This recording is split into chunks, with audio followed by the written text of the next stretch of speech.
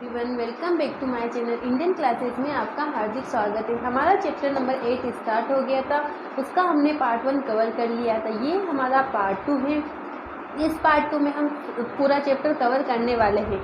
ठीक है, हमने चैप्टर नंबर 7 तक सारे जो पार्ट हैं, मतलब जो चैप्टर हैं, वो सारे कंप्लीट कर लिए हैं। उसके नोट्स भी हमने कंप्लीट बना लिए हैं। तो आपको अगर इससे आगे वाला चैप्टर पढ़ना है तो आपको कहाँ जाना होगा? आपको प्लेलिस्ट में जाना होगा। इंडियन क्लासेस को सब्सक्राइब करना है और उसकी प्लेलिस्ट को जब आप ओपन करोगे तो आपको 8th क्लास विज्ञान के वीडियोस मिलेंगे। आपको उन पर क्लिक करना है। आपको सारे जो नोट्स हैं मैंने बनवाए वो आपको वहाँ पे मिल जाएंगे।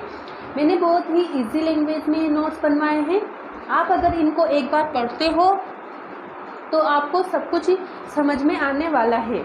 ठीक है, तो हमने सारे नोट्स और पूरी चैप्टर को हम ऐसे ही नोट्स जो बनाए गए नोट्स से हम कंप्लीट करने वाले हैं।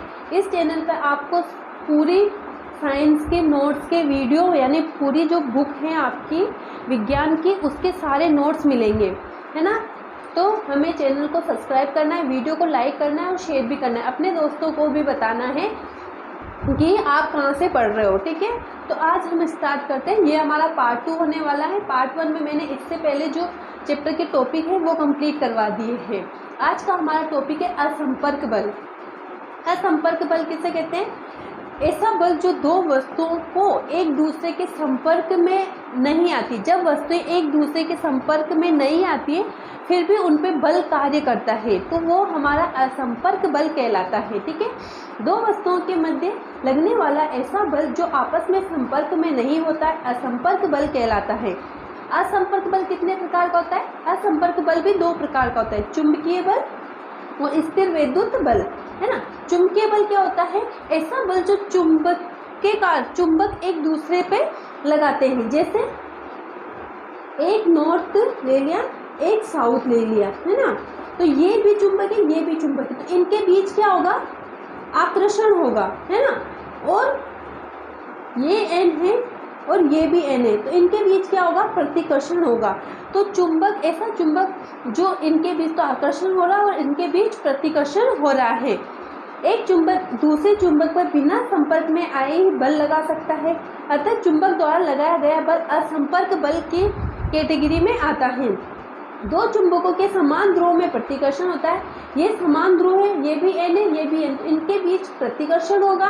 और ये एन और ये एस है, तो इनके बीच आकर्षण होता है, जबकि असमान ध्रुवों में आकर्षण होता है। दूसरा आता है स्थिर वैद्युत बल।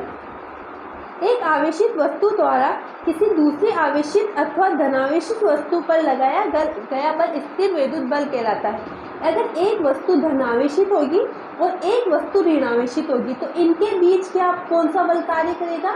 आकर्षण बल कार्य करेगा, है ना। अगर दोनों चीजें, ये भी धनावेशित होगी और अगर ये भी धनावेशित होती तो इनके बीच प्रतिकर्षण बल कार्य करता है। कौन सा बल कार्य करता है? प्रतिकर्षण बल कार्य करता है। ठीक है, आगे समझ में स्थिर वैद्युत बल और चुंबकीय बल। स्थिर वैद्युत बल का उदाहरण है प्लास्टिक, स्ट्रा तथा कागज शीट वाला प्रयोग। अगला आता है गुरुत्वाकर्षण बल। गुरुत्वाकर्षण बल क्या होता है? आपने कभी कभी सुना होगा, देखा भी होगा, जब हम बॉल को ऊपर हवा में उछालते तो वो सीधे धीरे जमीन पर स्पीड से आके गिरती है ना। ऐसा क्यों होता है? ऐसा नहीं हो सकता कि वो बॉल हवा में ही घूमती रहे, है ना। ऐसा इसलिए नहीं होता है क्योंकि पृथ्वी द्वारा एक बल कार्य करता है। पृथ्वी द्वारा एक बल कार्य करता है जिसे हम गुरुत्वाकर्षण बल कहते हैं, जो पृथ्वी द्वारा लगाया जाता है। जब हम वस्तु को उछालते हैं तो पृथ्वी अपने बल द्वारा उसको स्पीड से पृथ्वी की ओर यानी अपनी ओर खींचती है। वस्तुएं जो ऊपर उछालने पर पुनः धरती पर आ जाती हैं क्योंकि पृथ्वी वस्तुओं को अपनी ओर आकर्षित करती है। इस बल को गुरुत्व बल या गुरुत्वाकर्षण बल कहते हैं। गुरुत्व बल एक आकर्षण बल है जो प्रत्येक वस्तु पर लगता है। कोई भी वस्तु हो और सब पे ये गुरुत्वाकर्षण बल कार्य करता है। दो वस्तुओं के बीच लगने वाला बल गुरुत्वाकर्षण बल कहलाता है।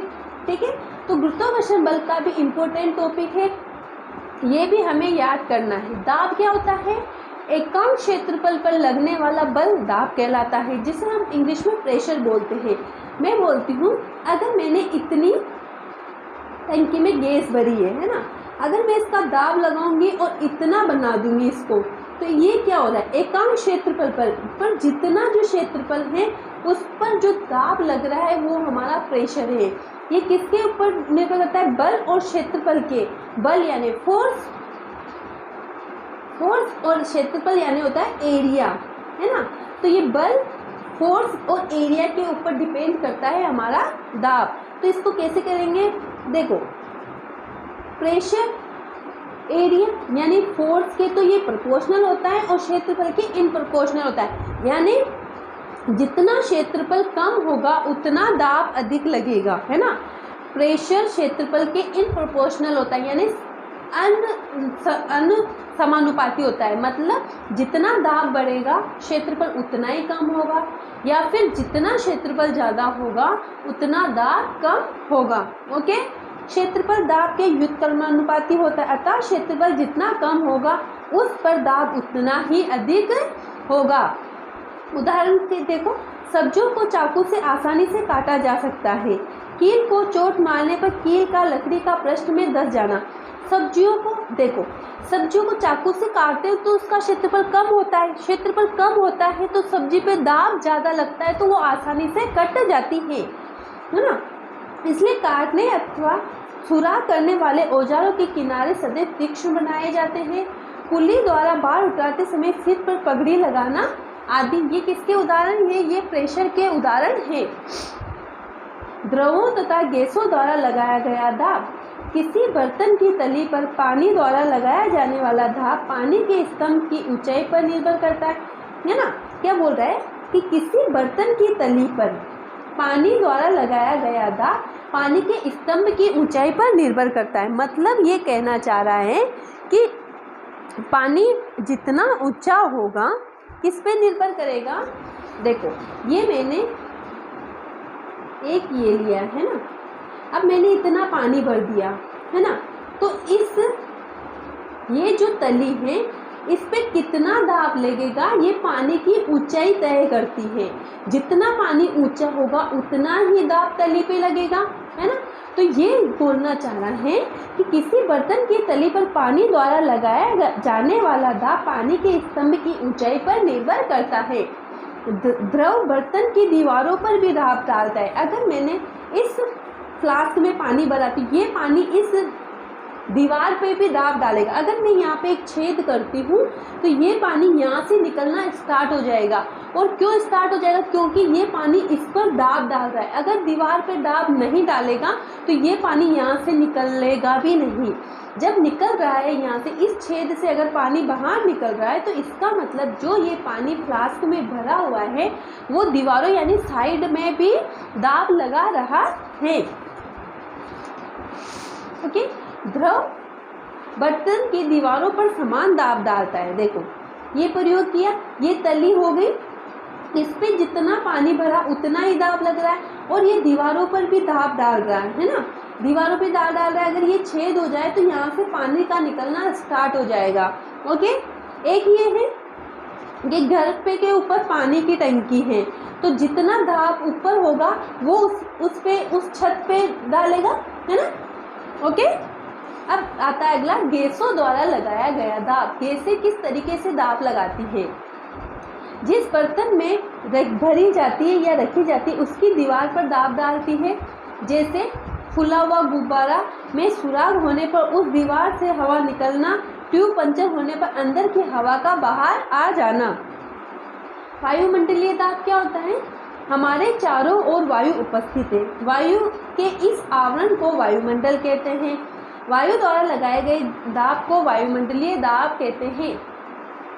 वायुमंडलीय दाब का परिमाण क्या होता है, किसी चुंबक को दीवार पर चिपकाने पर चूसक के कप तथा पृष्ठ के बीच की अधिकांश वायु बाहर निकल जाती है।